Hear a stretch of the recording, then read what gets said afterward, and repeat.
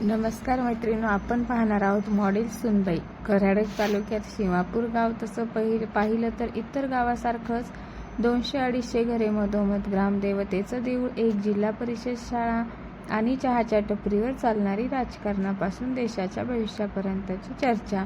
पण ह्या गावात एक गोष्ट वेगळी होती. देशमुखाचा वाडा. देशमुख म्हणजे गावात मानाचं नाव. भास्करराव देशमुख शिस्तप्रिय, कडक स्वभावाचे, जुनी मूल्य जपणारे. त्यांच्या घरात आपली परंपरा, आपली इज्जत याला फार मोठं स्थान. बायको सरस्वतीबाई घर सांभाळणारी, देवधर्म पाळणारी, पण मनानं थोडी हळवी, समजदार, रुबाबदार. कोणाची पण तिला लगेच दया येत होती. देशमुखांचा एकुलता एक मुलगा अमोल, इंजिनियर, नोकरी पुण्याला. शहरात शिकला, वाढला, विचार बदलले, पण आई वडिलावर प्रेम मनापासून. लग्नाचा विषय निघाला तेव्हा सरस्वतीबाईंनी ठरवलं होतं की आपल्या घरातली सूनबाई सोज्वळ, संस्कारी, घरकाम जाणणारी हवी.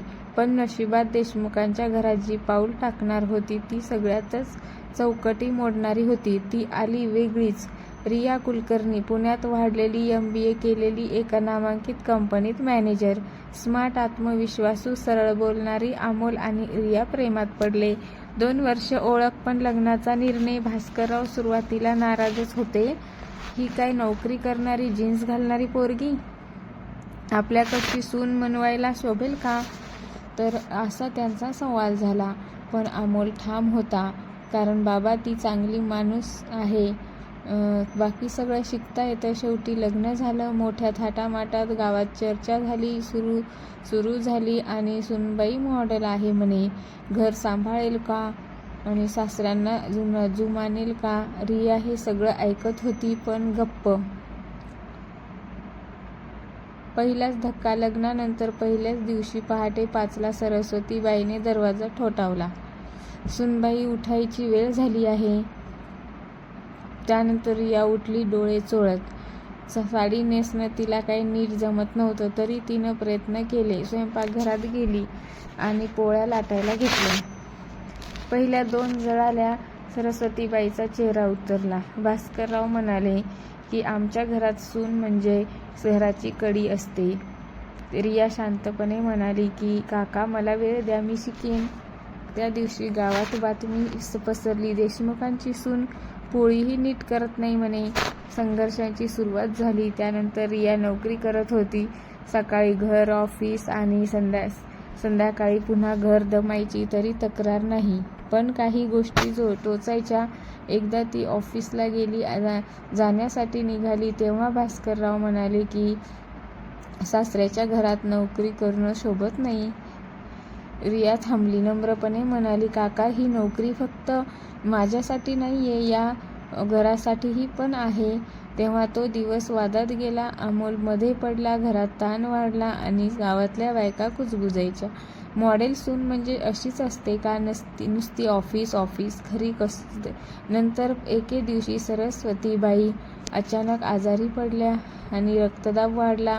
गावात डॉक्टर नाही, शहरात न्यावं लागलं. त्या क्षणी रियानं सगळं हातात घेतलं. ॲम्ब्युलन्स बोलवली, कागदपत्र केली, हॉस्पिटलमध्ये डॉक्टरांशी बोलली. 2 दिवस 3 रात्रंदिवस हॉस्पिटलमध्ये काढले. त्यानंतर सरस्वतीबाईच्या डोळ्यात पहिल्यांदाच कृतज्ञता दिसली. माझी मुलगी असती तर हिच्यासारखीच असती, त्या हळूच म्हणाल्या. त्यानंतर सरस्वतीबाई घरी आल्या. रिया आता फक्त सून नव्हती, ती आधार झाली होती. भास्कररावही बदलू लागले, पण अजून अहंकार आड येत होता. दरम्यान गावात मोठा प्रश्न उभा राहिला की महिलांसाठी असलेली बचत गट योजना बंद पडत होती. कुणालाच आकडेमोड जमत नव्हती. रिया पुढे आली आणि मी मदत करू का असं बोलली. त्यानंतर सुरुवातीला विरोध झाला, पण बायका काय व्यवहार पाहणारा. पण हळूहळू तिच्या कामामध्ये सगळे थक्क झाले. बचत गट उभा राहिला, बायकांना आत्मविश्वास मिळाला आणि त्यानंतर गावामध्ये चर्चा बदलली. देशमुखांची सून भारी आहे, खरी मॉडेल सुनबाई आहे असे म्हणायला लागले. एकदा भास्कररावांना गावासभेत अपमान सहन करावा लागला. राजकारण, आरोप आणि ते खचले. घरी येऊन गप्प बसले होते. त्यानंतर रिया जवळ बसली आणि म्हणी, काका तुम्ही आयुष्यभर लोकांसाठी काम केले. आता एक वाईट दिवस तुमचं सगळं पुसून टाकू शकत नाही. तो क्षण भास्कररावांसाठी निर्णायक ठरला. त्यांनी पहिल्यांदाच रियाच्या डोक्यावरून हात फिरवला आणि आज कळलं की सून म्हणजे काय असते ते. मॉडेल सूनबाई म्हणजेच रिया परफेक्ट नव्हती, पण तिला सगळं येत नव्हतं. पण तिनं प्रयत्न केला, ऐकलं, समजून घेतलं. घर आणि जग यांच्यात पूल बांधला. ती साडीही नेसू लागली आणि जीन्सही. ती देवापुढे दिवा लावायची आणि मीटिंगमध्ये निर्णयही घ्यायची.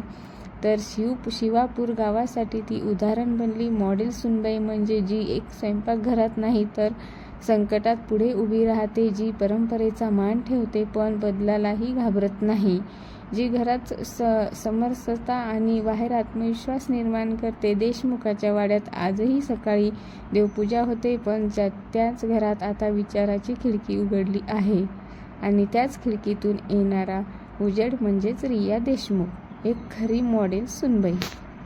जर तुम्हाला कथा आवडली असेल तर लाईक, शेअर, सबस्क्राईब करा आणि कमेंटमध्ये सांगा कशी वाटली कथा. अशाच नवनवीन कथा पाहण्यासाठी बेल आयकॉनला क्लिक करा. धन्यवाद.